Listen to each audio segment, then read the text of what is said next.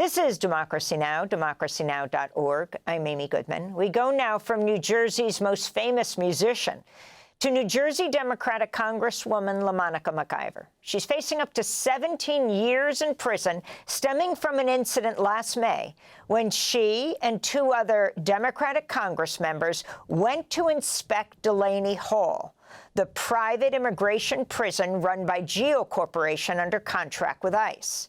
The federal government claims McIver assaulted an immigration officer as federal agents were arresting Newark Mayor Ras Baraka, who'd accompanied the congressional delegation to Delaney Hall.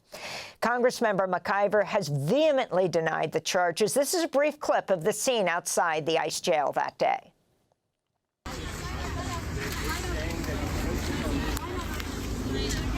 Now, circle the mayor. Circle the mayor. What the hell? Circle the mayor. Circle the mayor. Circle the mayor. What the heck? Absolutely Back up. Do not cause this problem. Congresswoman, she's right in front of you. Don't touch us. Don't touch us. Get off the bus. Don't touch Get off the us. bus. 10 days later, then acting U.S. Attorney for New Jersey, Elena Hubba, dropped the charges against Newark Mayor Ras Baraka, but at the same time, she announced 3 felony charges against Congressmember McIver, including assaulting, resisting, impeding, and interfering with federal officers. Not since 1799 have such charges been brought against a House member. Elena Hubba is the former personal attorney for Donald Trump. In December, she resigned after a panel of federal judges ruled she's serving in her position unlawfully. Members of Congress have the oversight authority to visit DHS facilities without prior notice. But the Trump administration has repeatedly attempted to restrict or thwart that access. We go now to Newark, where we're joined by the Democratic Congresswoman LaMonica McIver. Welcome to Democracy Now! It's great to have you with us. We have spoken with Mayor Ras Baraka several times. This is our first time talking to you. Explain the state of the case against you. I mean, the judges already ruled that the U.S. attorney, Elena Hubba, the former private attorney of President Trump, was serving illegally, but you still have these charges against you that she brought? Yes. Well, first of all, thank you so much for having me, Amy. It's great to be on with you. Yes, you're absolutely correct. These charges are still pushing forward. I'm still fighting it. I'm in the second stretch of that fight as we filed an appeal to the Third Circuit Court to basically have these charges dismissed based off legislative immunity. As you so clearly laid out, you know, I was there to do my job, to conduct oversight along with 2 of my other colleagues when ICE and DHS created that whole fiasco that happened out there. And so we're looking forward to taking the case, you know, to getting these charges thrown out, and looking forward to being in front of a judge at the Third Circuit in a couple of months. And so we're just waiting on that process right now. So, but explain what you were doing. It relates certainly today, as some judges have ruled that the Trump administration can delay Congress members or legislators from inspecting these facilities. In May, talk exactly about what happened, about why you were at Delaney Hall, what it is for a global audience, you and 2 other Congress members, and then what happened to Ras Baraka and what happened to you. So, of course, we went there for an oversight visit, which is something that Congress, you know, statutorily have the right to do. We can show up to any ICE facility and have an inspection announced. That's, you know, in statute for us to do that. And so me, 2 of my colleagues from New Jersey, which we have done in the past before, we showed up to ICE facility in New Jersey other than Delaney Hall and conducted an oversight visit. And just that day we were going to Delaney Hall, we had gotten a lot of calls about Delaney Hall. We had no idea that this facility had opened up. The mayor of the city had said that this place was not cooperating with city guidelines. And so we're like, hey, we need to go here and check this place out. Mayor Baraka did not accompany us to the facility for the oversight visit. It was literally just members of Congress.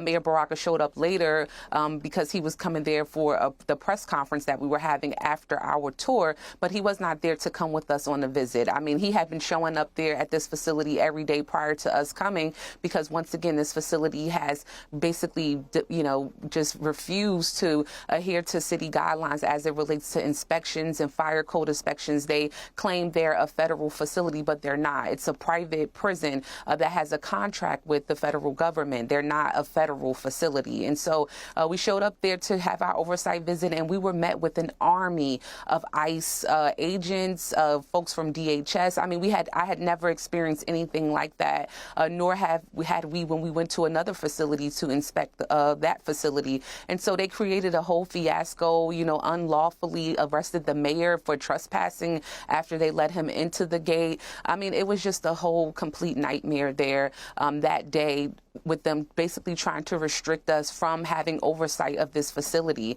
Just days later, I mean, they put out this whole new protocol from DHS that said Congress members had to give 7 days notice for them to show up to have oversight, just constantly trying to stop Congress from having oversight and holding the administration accountable. And we continue to see that this from last May and now continuing on each and every day with the different scenarios from this administration. And so I continue to show up to do oversight, continue to hold this agency, but also these facilities accountable. I've been back to Delaney Hall since then. I had a detainee who died there, a 42-year-old Haitian immigrant who was completely healthy before going to this facility, died within 24 hours of being at this facility. And so I went back there to have an inspection. A couple of weeks after we went last May, there was an entire riot at this same detention center because detainees were not getting food. They were starving, and detainees were upset about that, and they had a whole riot, and they had about 4 detainees who escaped through a makeshift wall there. So that just goes to show you why oversight is so important and why we have to continue to apply pressure and do our jobs as members of Congress and, go to these facilities. The government has said, hey, I went there. We were there to protest. We were there to do all of these things, but we didn't go there for anything. I go there for protest. We went there for one reason, and that one reason was to go there to protect the people who were there, to find out what was going on, to make sure that things were running okay inside this facility, which we have the right to, and that is our job to do so. And so, I'm not going to stop doing what I'm supposed to be doing and what the people of the 10th Congressional District here in New Jersey have elected me to do, and that is to protect them and hold this administration accountable. You were there with New Jersey Congressmembers Rob Menendez and Bonnie Watson-Coleman. Now, what is your legal situation? So often in these cases of political persecution, the process is the punishment. The New Yorker notes in December, you'd already racked up close to $1 million in legal fees. What do you think this message sends to Congress members, legislators all over the country if they stand up for their constituents, as they say, as you say you were doing, you'll be personally bankrupted?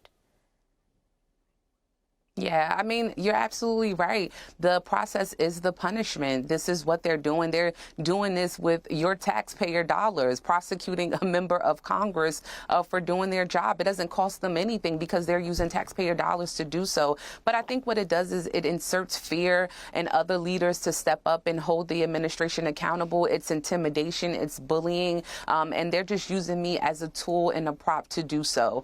And that's why I continue to stress how urgent, like my case is, not because it's about me, but it's about the broader picture of how they are trying to stop Congress members from doing their job. I mean, and it's awful. But at the same time, that's why I continue to push forward, continue to work for the people of the 10th Congressional District and protect them from this administration, specifically ICE, because I'm not going to let them bully me out of doing my job. I'm just not. They're not going to bully me from stopping my work, and they're not going to take away my joy while I do it. Congressmember McIver, as we are broadcasting, the White House so-called border czar, Tom Homan, just finished speaking. He held a news conference at around 7 a.m. Minnesota time. He said ICE and CBP are working to, quote, draw down the number of federal agents in Minneapolis. This is some of what he said. State and local law enforcement. Again, I appreciate they all acknowledge that we do have federal immigration laws in this country that have been passed by Congress, and that ICE is in fact a legitimate law enforcement agency charged with enforcing those laws. We're not making this up, folks. ICE is enforcing laws enacted by Congress. They're a federal statute. That said, I'm not here because the federal government has carried its mission out perfectly. First thing I said to senior staff when I walked in here is what I told you earlier. I didn't come here looking for photo ops or headlines. I come here looking for solutions. I do not want to hear that everything that's been done here has been perfect. Nothing's ever perfect. Anything can be improved on. And what we've been working on is making this operation safer, more efficient, by the book. The mission is going to improve because of the changes we're making. So that is the so-called border czar, who seems to have been sent to Minneapolis to replace Greg Bovino, the head of CBP. I'm used to saying CPB, the Corporation of Public Broadcasting, but President Trump ended that. So it's all about CBP now, Customs and Border Patrol. And he's been sent off to California.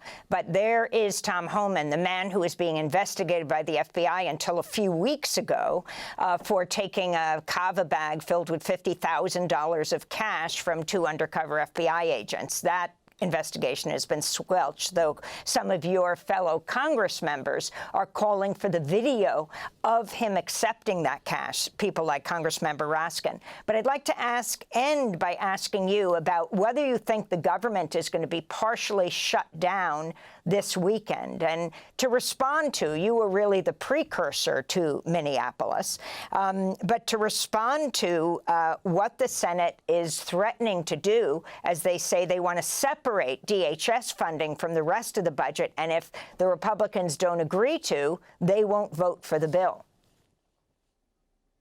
Yeah, well, I truly believe we're heading to a shutdown because at the end of the day, look, who can even approve or give this agency, this rogue agency that we see murder 2 people in broad daylight in the last couple of weeks, how could we give them more money? Like, why would the Senate give them more money to operate? Obviously, there are some big issues within this department that is not operating, effectively. And so they should not be given more money to cause more problems and more hurt and to terrorize American citizens. And so I do truly believe we're going to go to a shutdown. It's shameful that Republicans in charge in the Senate won't separate out the DHS funding and deal with the rest of the funding, but they want to continue to, be scared of Donald Trump, and they, keeping this package deal together instead of separating it out, knowing that they have issues. So I truly believe we're definitely going to be heading to a shutdown.